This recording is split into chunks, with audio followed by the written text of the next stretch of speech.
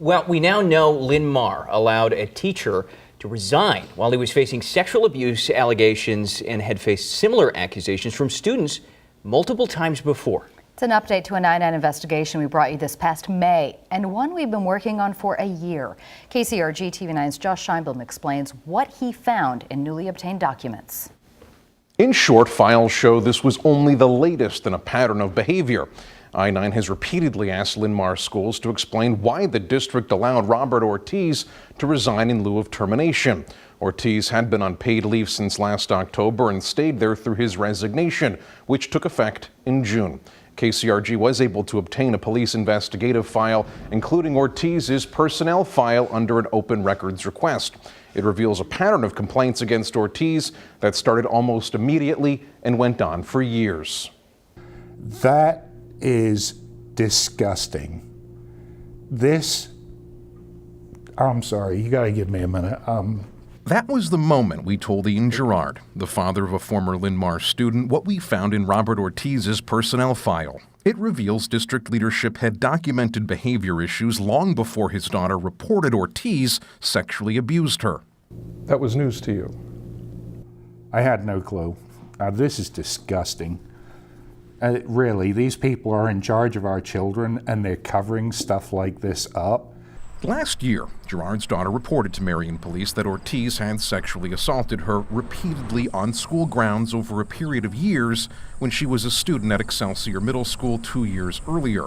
I-9 has invited Ortiz multiple times to tell his side of the story, even sending him a certified letter, but he's yet to respond.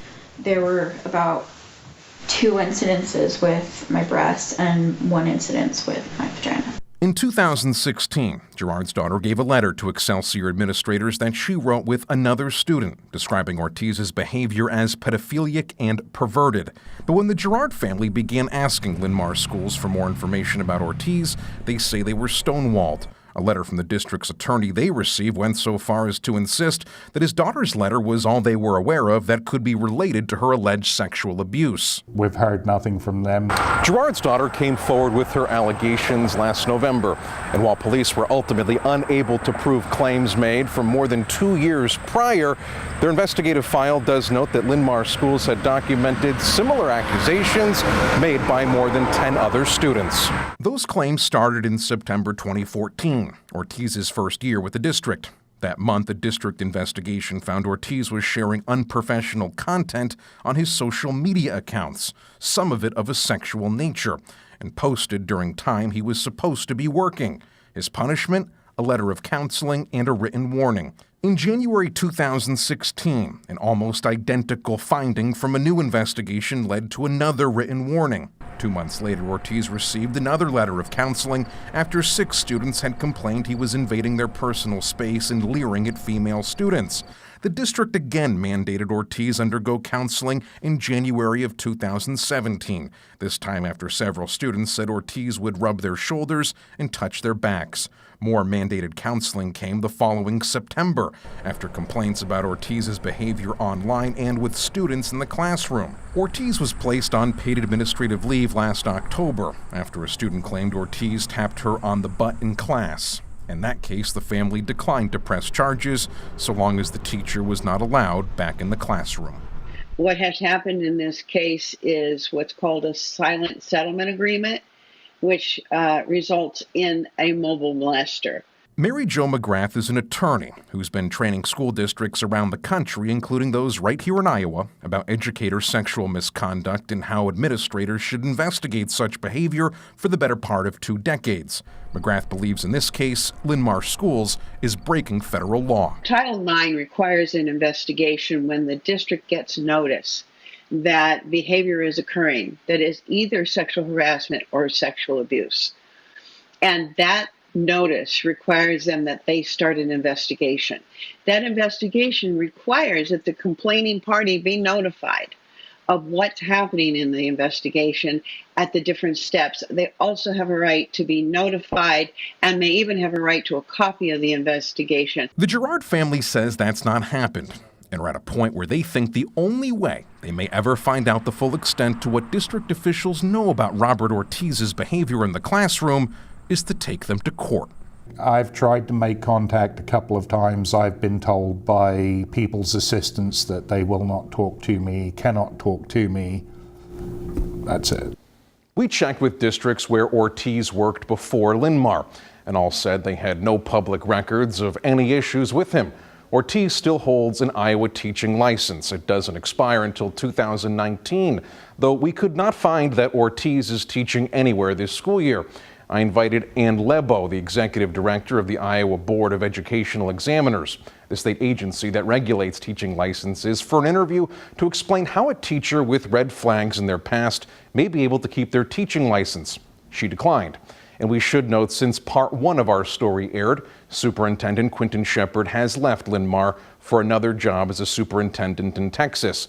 We invited the current administration for an interview regarding this new information 2 days ago, but we've not heard back.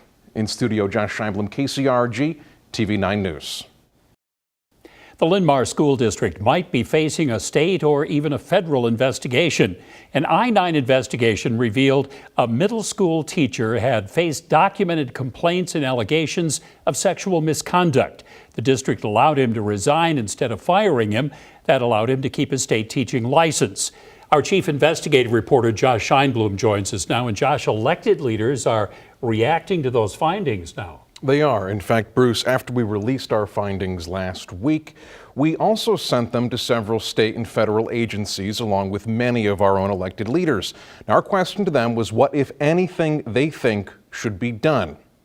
Our report detailed 3 years of student complaints against Robert Ortiz for social media comments, leering at female students and touching the butt of one student. That's on top of one student's allegation that Ortiz sexually assaulted her 2 years ago. The Iowa Department of Education says school districts are required to report sexual abuse allegations to the Board of Educational Examiners. That's the state agency that regulates teaching licenses in the state. Now, the department says they would investigate if they were to receive a complaint regarding a district's failure to follow policies. And it turns out that complaint may not be far away. Republican State Representative Ashley Hinson of Marion says that she and her Republican House colleague Walt Rogers of Cedar Falls will be formally requesting both agencies investigate Linn schools. The allegations have been made and the history, the track record is there. And so I think from that perspective, it's on us to go to the BOEE and say, hey, you need to take a look at this and make sure that things are being done as they are supposed to be being done. Democratic Representative Art Stade says he, too, is asking both the board and the Department of Education to investigate. Governor Kim Reynolds' office had this to say: if the allegations are accurate, we would expect a complaint to be filed with the Iowa Board of Educational Examiners seeking disciplinary action. Now, we reached out to the BOEE for comment, but we're told all complaints are confidential unless it finds probable cause for action. Senators Chuck Grassley, Joni Ernst, along with Congressman Rod Blum and Dave Loebsack, have all said that they've been in touch with the U.S. Department of Education concerning our investigation and have asked them to look into it. And Bruce, we again reached out to leadership with the Linn Community School District, asking them for comment again, but we've not heard back. All right. And you'll stay on top of this as it goes on. We will. Thanks, Josh.